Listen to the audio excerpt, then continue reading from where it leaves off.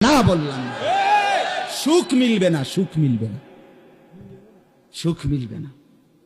হারামের মধ্যে সুখ হয় না, নাজায়েজের মধ্যে সুখ হয় না, অবৈধ প্রেম করে সুখ হয় না। আমি কয়েক না কয়েক ডজন শত শত পুরুষের কাহিনী আমাদের কাছে যারা দোয়া চায়, যারা বলে তাদের ব্যক্তি জীবনের ঘটনা, গা শিহরে ওঠে, গা কাঁইপা ওঠে। আমরা শুনি, আমরা জানি, আমরা মাটির তলেও থাকি না, আমরা চাঁদের দেশেও থাকি না, এই পৃথিবীতেই বসবাস করি।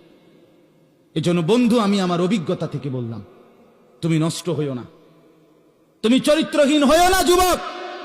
উলঙ্গ ছবি দেখো না, নর্তকীর নাচ দেখো না, জিনা ব্যভিচারের দৃশ্য দেখো না। আখেরাত তো বরবাদ হবেই দোস্ত, দুনিয়াও নষ্ট হয়ে যাবে। শরীরের যেই সক্ষমতা, যৌবনের ক্ষমতা, এটা নষ্ট হয়ে যাবে। নিজের হাতকে খারাপ অশ্লীল কাজে ব্যবহার করো না, জিন্দিগি নষ্ট হয়ে যাবে। শরীরের কর্মক্ষমতা, যৌবনের শক্তিমত্তা সব শেষ হয়ে যাবে। একদিন ধুকে ধুকে লাঞ্ছনাই দুনিয়াতেও বইতে হবে, কবরেও, হাসরেও, আখেরাতে, আখেরাতে।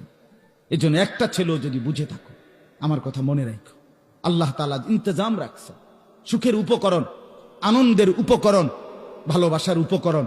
আল্লাহ বলেন আমি ব্যবস্থা করছি, আসমান আমি বানাইছি, জমিন আমি বানাইছি, ফুলের সৌন্দর্য আমি বানাইছি, ফলের সৌন্দর্য আমি বানাইছি, পাখির সৌন্দর্য আমি বানাইছি, এই সৃষ্টি জগতের সব সৌন্দর্য আমি বানাইছি, এক নারীর সৌন্দর্য আমি বানাইছি। বান্দা কখন কোনটা প্রয়োজন আমি তো পৌঁছাবো। তুমি মাতাল হয়ে গেলা কেন? তুমি 2 আঙ্গুলে অনবরত মোবাইল টিপ্পা সারা রাত উলঙ্গ ছবি দেখো কেন? সুখ মিলবে এতে না।